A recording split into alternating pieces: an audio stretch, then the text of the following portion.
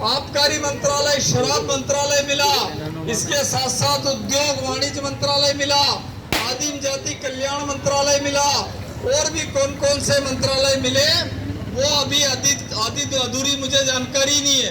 इतने मंत्रालय में रहा, लेकिन उस आदमी की ज्यादा आलोचना करूंगा अच्छा नहीं लगेगा, क्योंकि मेरी बिरादर के है, मेरे ही बड़े भाई है। लेकिन बड़े भाई ने जो काम किया वो मुझे लगता है कि मल्हारगढ़ विधानसभा क्षेत्र के विशेषकर युवाओं का भविष्य बर्बाद कर दिया। आप हम सब ने देखा होगा कि हमारा क्षेत्र अफीम का क्षेत्र है, और अफीम के क्षेत्र में बड़ी तादाद में यहाँ पट्टे होते हैं। अफीम 3 प्रकार की होती है। एक तो उसमें खसखस निकलती है जो कि मंडी में हम उसको नीलाम करते हैं। एक उसके साथ साथ अफीम निकलती है, उस अफीम को नारकोटिक्स विभाग खरीदता है। उसके बाद जो बचता है वो वेस्टेज कचरा होता है।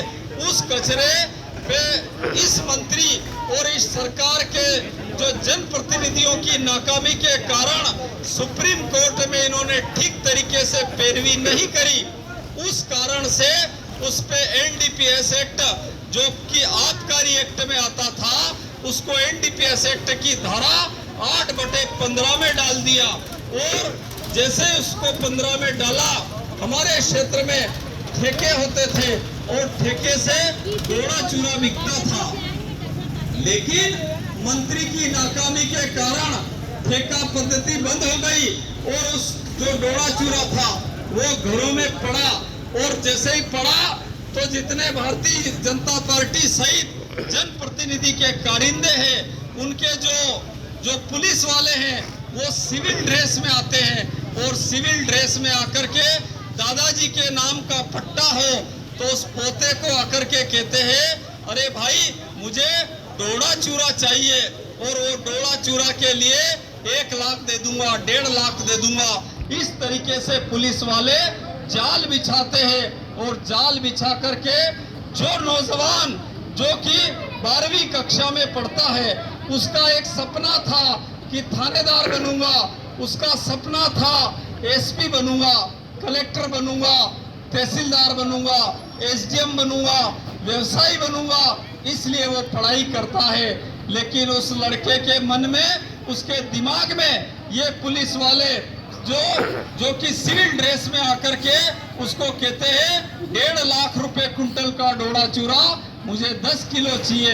उस 15,000 के चक्कर में वो युवा फंस जाता है उनके जाल में, और फंसाने के बाद उस युवा की मोबाइल डिटेल संभालते हैं कि इसमें कौन कौन सा रिश्तेदार जो कि अमुक पैसे वाला है, किसी से 10 लाख, किसी से 15 लाख लगातार पैसे वसूलता है, और हमारे जो युवा है उन लोगों को जेलों में भर रखा है।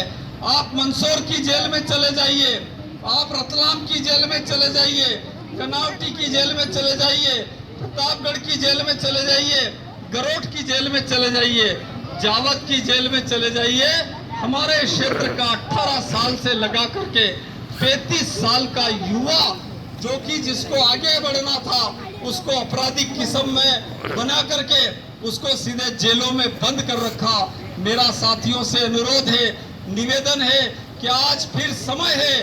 वो मंत्री इतना अहंकारी है कि उसके दिमाग में है मैं करोड़ों रुपये बांट दूंगा, पैसे लेकर के आऊंगा। अभी 2 बसें जा रही थी, उन बसों में मैं अंदर गया और मैंने उन सब लोगों से रिक्वेस्ट करी, मैंने कहा ये अन्नदाता किसान हमारा है, यहाँ के नौजवान ये हमारे हैं, हम लोग ज्यादा दिन पैदा होने के लिए नहीं आए। किसी की उम्र 80 साल की, किसी की 90 साल की, तो सर में हम लोगों को जाना है।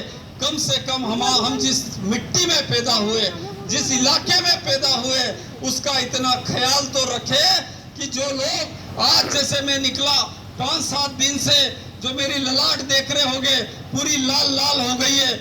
माताएं बहनें तिलक निकाल रही है, हमारी बहनें तिलक निकाल के दुआएं दे रही है, हमारे किसान साफा बनवा रहे हैं, जगह जगह जाकर के स्वागत कर रहे हैं। ये काहे के लिए करते हैं? ये इसलिए करते हैं कि ये नेताजी बन जाए, और वो नेताजी बन करके जीत जाते हैं, और जीतने के बाद वो ऐसे थानेदारों को लाते हैं, उनसे पैसे लेते हैं और उन लोगों को लूटते हैं। मेरी प्रार्थना है कि आदमी को अगर धन कमाना है तो वैसे ही धंधा करे, लेकिन उन लोगों से लूट खसोट तो नहीं करना चाहिए जो कि हमारे क्षेत्र में लंबे समय से हो रही है। आपने देखा होगा कि अभी जो हमारा बालागुड़ा गांव है, बालागुड़ा में एक पाटीदार समाज का एक किसान, उस किसान के घर में जाल बिछाया और जाल बिछा करके नारकोटिक्स विभाग के लोगों ने उसको बंद करने की कोशिश करी। इसके साथ साथ हम देखते हैं कि हमारे क्षेत्र में लगातार बीच में कोरोना आया और एक कोरोना जैसी भयंकर बीमारी में उन्होंने रेमडेसिविर के इंजेक्शन जो कि 650 और 700 रुपए के मिलते, उसके 35,000, 50,000, 25,000 जो मन में जो लूट किया। यहाँ तक कि उस समय जो बेड जो सोने का रहता है बिस्तर, उस बिस्तर के किसी से 10-10 हजार रुपए ले लिए। बेशर्मी की हदें पार हो गई है। मेरा सभी साथियों से अनुरोध है कि आज हमारे पास फिर अवसर है, हम सब लोग मिलकर के इस व्यवस्था को तैयार करें। आप सब मिलकर के, मैं आपका छोटा बेटा हूं, आपका छोटा भाई हूं और निश्चित रूप से आप मुझे विधानसभा में भेजिए। आपके यहाँ कोई सी भी बीमारी आए, किसी की भी हिम्मत नहीं होगी कि वो आप लोगों को लूट सके।